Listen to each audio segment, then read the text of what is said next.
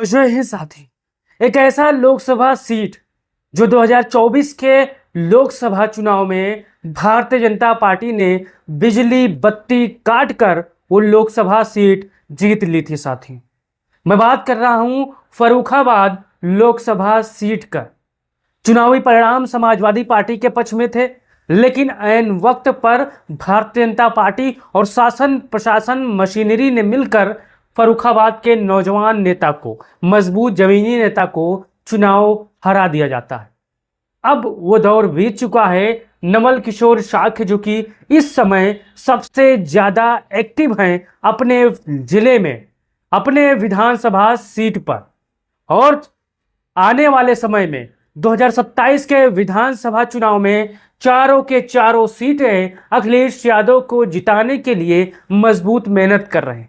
आप हमारे पीछे ये पढ़ सकते हैं, फर्रुखाबाद में भाजपा की हार तय, सपा ने लगभग फाइनल कर दी है उम्मीदवार। साथियों, ये बात सच है कि अखिलेश यादव लगभग 70% उम्मीदवारों का टिकट फाइनल कर चुके हैं। पीडीए परिवार से आने वाले उम्मीदवारों का टिकट फाइनल कर चुके हैं, बस ऐलान करने की देर है। लेकिन एक बात आप मान के चलिए, 2027 का विधानसभा चुनाव पीडीए बनाम भाजपा होने वाला है। महंगाई बेरोजगारी बनाम भाजपा होने वाली है। आप हमारी इस बात से सहमत हैं तो आप अपना राय दीजिए। चलिए जान लेते हैं कि 2022 के विधानसभा चुनाव में भारतीय जनता पार्टी और समाजवादी पार्टी कितना वोट पाई थी और कौन चुनाव जीता था फर्रुखाबाद के चारों विधानसभा सीट से। तो आप भी इस वीडियो पर पहली बार आए हो तो हो सकता है चैनल को सब्सक्राइब कर लो, फेसबुक पर देख रहे हो तो पेज को फॉलो कर लो। अब यहां पर देख सकते हैं फर्रुखाबाद विधानसभा सीट 2022। आप पढ़ सकते हैं, मेजर सुनील दत्त ये साहब है, भारतीय जनता पार्टी से चुनाव लड़े थे। 1,12,000 वोट, 314 वोट पाए थे, 39,000 से वोट जीत गए थे। 53% इन्होंने वोट हासिल की थी।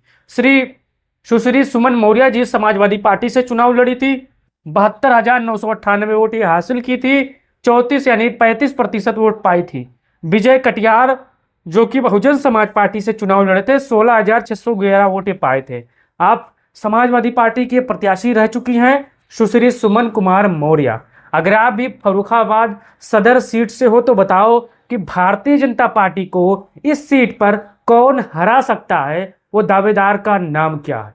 आप अपना राय जरूर दो और बताओ कि कौन सा ऐसा उम्मीदवार होगा समाजवादी पार्टी का जो भारतीय जनता पार्टी से पंगा ले सकता है और उनको जमीन पर शिकस्त दे सकता है फर्रुखाबाद सदर विधानसभा सीट से। क्या सुमन जी फिर से चुनाव लड़ेंगी या कोई नया उम्मीदवार होगा। आप चलते हैं दूसरे विधानसभा की तरफ पर। अमृतपुर विधानसभा, सुशील कुमार शाक्य वर्तमान में ये साहब विधायक हैं। 98,848 वोट ये हासिल किए थे, 44,686 वोटों से चुनाव जीते थे। वोट शेयर 53% था। डॉक्टर जितेंद्र यादव ये साहब हैं, आप देख सकते हैं, पहचान सकते हैं अगर आप अमृतपुर विधानसभा के होंगे तो। वोट शेयर 29% था। अमित कुमार सिंह जो कि बहुजन समाज पार्टी से लड़े थे, 13,000 वोट ये हासिल किए थे। अमृतपुर विधानसभा लोकसभा के हिसाब से समाजवादी पार्टी जीत चुकी है। चारों विधानसभाएं अगर लोकसभा के हिसाब से आप देखें तो समाजवादी पार्टी हर एक विधानसभा में सबसे आगे थी। अमृतपुर हो, भोजपुर हो, या फर्रुखाबाद सदर हो, या फिर कयामगंज हो। फिर चलते हैं अगली विधानसभा की तरफ, कयामगंज विधानसभा। सुरभि जो कि भारतीय जनता पार्टी और अपना दल से ये विधायक हैं, सोनेलाल से, आप इनको पहचान सकते हैं। 1,14,952 वोट हासिल करती हैं, 18,000 वोट से चुनाव जीत जाती हैं। वोट शेयर 48% था, मान के चलिए। सर्वेश अंबेडकर जो कि ये साहब हैं, आप पहचान सकते हैं, समाजवादी पार्टी से चुनाव लड़े थे, 96,409 वोट हासिल किए थे, लगभग 40% ये वोट पाए थे। दुर्गेश प्रसाद जी 18,443 वोट ये हासिल किए थे, बहुजन समाज पार्टी से चुनाव लड़े थे। लेकिन यहाँ पर जो कि जीत मिलती है सुरभि को, जो कि भारतीय जनता पार्टी और अपना दल सोनेलाल से चुनाव लड़ी थी। अब इनके खिलाफ एंटी इनकम्बेंसी बड़ी जबरदस्त है साथी। फिर चलते हैं अगली विधानसभा की तरफ, भोजपुर विधानसभा परिणाम 2022। आप तस्वीर देख सकते हैं, नागेंद्र सिंह राठौर हैं, आप इनको पहचान सकते हैं, वर्तमान में विधायक हैं। इनके खिलाफ भी एंटी इनकम्बेंसी यानी सत्ता विरोधी लहर जबरदस्त है। भारतीय जनता पार्टी से चुनाव लड़े थे, 99,980 वोट हासिल किए थे, 27,458 वोट से चुनाव जीते थे। वोट शेयर लगभग 50.5% था। आप यहाँ पर देख सकते हैं अरशद जमाल सिद्दीकी ये साहब हैं, तस्वीर आप पहचान सकते हैं, समाजवादी पार्टी से चुनाव लड़े थे। वोट शेयर 36.5% था। आलोक वर्मा चुनाव लड़े थे 15,714 वोटों से।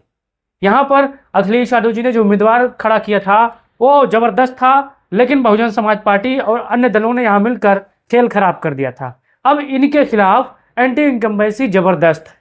अब आपको बताना है कि चाहे वो अमृतपुर हो, कयामगंज हो, या फिर आप आगे देख सकते हैं फर्रुखाबाद सदर हो, इनमें से समाजवादी पार्टी का दमदार उम्मीदवार कौन हो सकता है।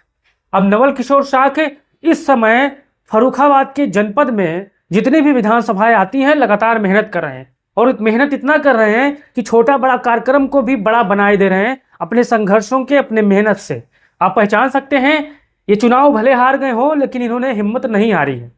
अब भले ही भारतीय जनता पार्टी के कागज वाले सांसद हो, लेकिन जनता ने इनको सांसद बना दिया है और उसी पद का निर्वहन कर रहे हैं। लगातार हर गरीब, हर शोषित, अल्पसंख्यक, हर जाति, हर धर्म के सुख दुख में हमेशा शामिल होते रहते हैं। अब आप ही बताइए, क्या फर्रुखाबाद सदर से या किसी और विधानसभा सीट से नवल किशोर शाह की या उनकी पत्नी को चुनाव लड़ना चाहिए? क्या अखिलेश यादव को इनको लोकसभा के बजाय अब विधानसभा में मौका देना चाहिए? आपका इस प्रकरण को लेकर, इस विषय को लेकर क्या राय है? और बताइए आपके हिसाब से फर्रुखाबाद विधानसभा की 4 सीटें यानी लोकसभा की जिले की 5 सीटें कौन कौन जीत रहा है? आपका क्या राय है, आपका क्या अनुभव है? अपना राय दीजिए और एक अच्छा सा प्यारा सा कमेंट करिए ताकि पता चले कि आप सच्चे समाजवादी हो। वीडियो को फैलाइए, चैनल को सब्सक्राइब करिए। जय हिंद, जय भारत, जय समाजवाद।